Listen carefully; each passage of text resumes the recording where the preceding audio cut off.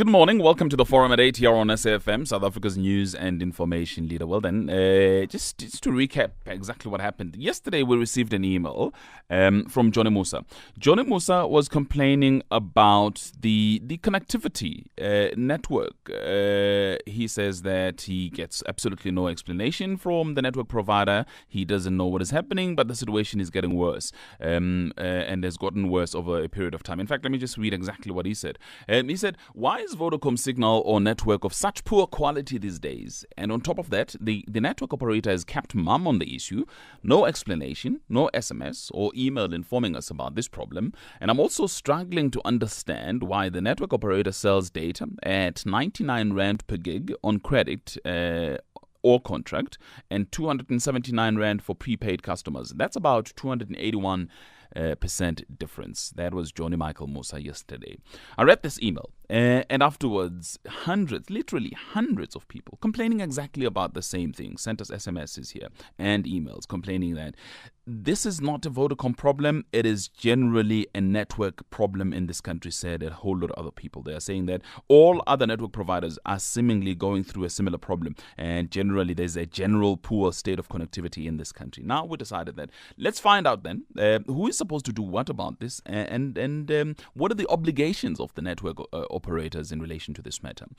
To talk to us about this then, let me welcome Dr. Marcia Socigwa, an ICASA counsellor. She's on the line for me this morning. Dr. Socigwa, good morning. Nice talking to you.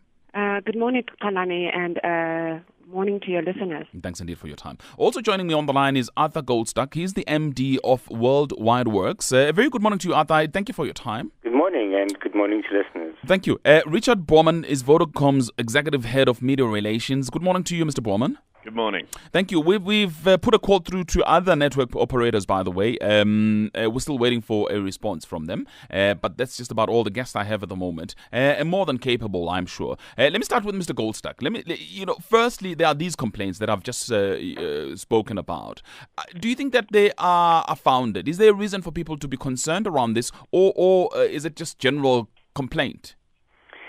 It's a bit of both. There is a lot of general complaint, but one has to look at it in context. The fact that there's 40 million cell phone users in this country, if even a tiny percentage, a small percent of 1% of those users are having problems, and they are vocal about it, it appears as if there are widespread problems. But in fact, ICASA itself has mandated certain standards that has to be met in terms of uptime and resolution of problems. I'm sure we'll hear from them shortly, but our research has shown that most people are satisfied with the quality of their access, and the kind of complaints one gets are widespread, but they tend to be a very tiny proportion of total usage.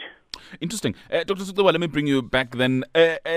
According to the standards, what is it that is supposed to happen where these issues are concerned? What are the standards and obligations of the network operators? Okay, there are really many, and they're captured in our regulations, largely called the Quality of Service Regulations, minimum standards for end-user and subscriber services. And we outline the thresholds that operators should meet, and they largely lie within the 95% range. If one looks, for example, at the issue of call setup rate, which is not captured in our regulations, but is captured in the ITU framework, they should not be greater than 95%. That's the call setup rate. And the call setup rate really speaks to the percentage of calls that are successfully set up to establish a successful conversation or line. And then you have the call drop rate, which is the percentage of calls that are unintentionally disconnected in the middle of a conversation without the intervention of either the caller or the receiver. And this, in terms of our regulation, should not be less than 3% over 6 months. And what is the feedback that you're getting? Because as we heard from Mr. Goldstuck, according to their research, generally there's a lot of people are satisfied with what they're getting. What are you hearing though from ICASA's point of view? Okay, from ICASA, what ICASA has done over the past 2 years is conduct drive tests. And we go around using our field workers to different parts of the country, and we get a snapshot of service at a particular time and a particular route, and collate the data over time. last year, we were hamstrung by industry, by the operators who were unhappy with our methodology. So we proceeded to meet with them, and through the South African Bureau of Standards, TC 74, of which ICASA is a member, the operators are members, we've been trying to come to an agreement on methodology. However, 18 months down the line, we just feel that that process is way too slow. We are going to go ahead and publish our results of tests conducted last year using methodologies aligned with the International Communications Union. And we've also been conducting extensive road shows with consumers to corroborate our data. And consumers have been giving their perspectives, and we're doing this obviously at a national basis throughout the country. We've been getting very interesting data from the consumers directly. And at a third level, to ensure that we do not end up in court with the kind of litigation attitudes coming from the mobile operators, we're also studying their investment patterns. Are they, the extent to which they're investing in a radio access network and their backhaul. So we'll be doing, once we've concluded our analysis, we'll publish our report, certainly before the end of March. But again, I suppose people are going to say the queries about the methodology are just one way, really, of hiding something here. Is that your view as well, Dr. Sucigwa? Yes, we are getting frustrated because we've asked, for example, let me just indicate to you, Falanya, how complicated this process is. We do the drive tests, and that involves looking at samples of 120. In total, that means sitting on a phone, basically, on a mobile phone for 6 to 8 hours a day. We're using our budget to do that, and we've got a very limited budget, as you well know. And the operators are not giving us, SIM cards to do these tests. So we are really sitting in a quagmire. With limited funds, we are not able to do as much as we would like to. We're in fact very excited about the Mangung decision that said ICASA will be self-funding, so that we can direct our funds to doing far more extensive monitoring. But thus far, we're not getting, the operators are certainly not giving us the SIM cards to do this, literally a full day mobile testing.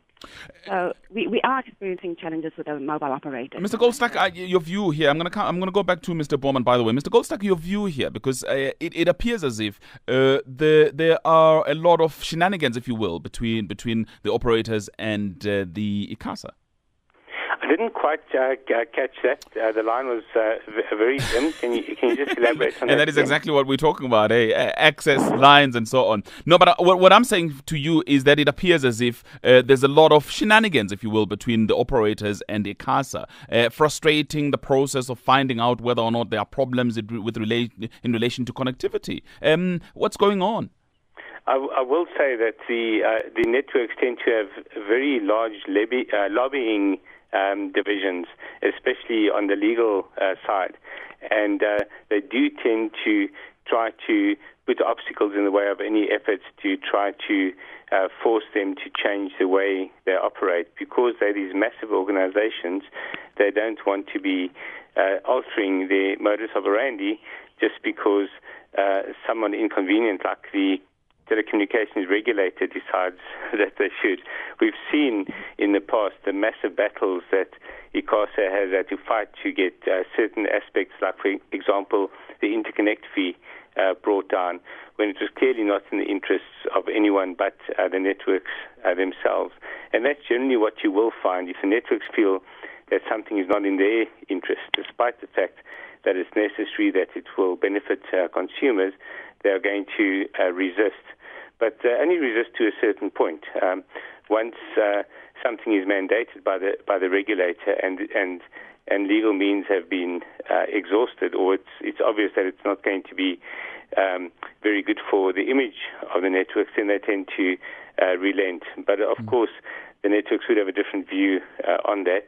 They do want to run a good business, and they do want to have satisfied customers. So there are certain respects in which they are going to listen to customers.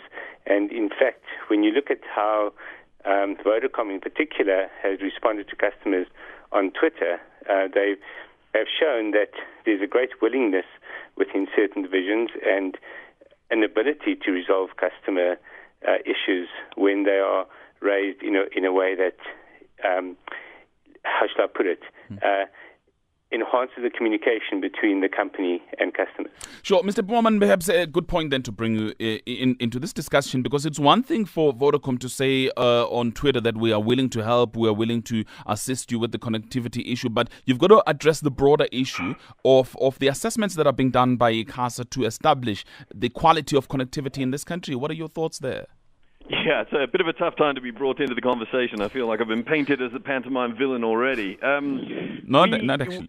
We spend 7 billion rands a year on our network. We're connecting more than 31 million people. And as Arthur made the point up front, when you have 30 million customers, if 1/1000th of 1% complains, that's 300 calls that you would be getting. So just looking at the what came up yesterday, I don't think is indicative of the network overall. I'm very surprised to hear the comments from ICASA. First of all, that ICASA hasn't been provided with SIMs. Vodacom has provided ICASA with SIMs, so that simply isn't correct. So you've given them your SIM cards? Absolutely, and I think if we take this a step further, that drive testing, the initial testing was just fundamentally flawed. If you're calling one network from another network and the call drops, you don't know which network dropped that call. And that was how that testing was being run. So we quite rightly said, you can't run the testing in this manner, and we would like very much to work with you, which we have been for doing more than a year and a half. And the last meeting was back in November, and looking at email I'm reading here on the latest, they were waiting for feedback from SABS, which hasn't appeared. So I think it's unfair to tarnish the networks with this one.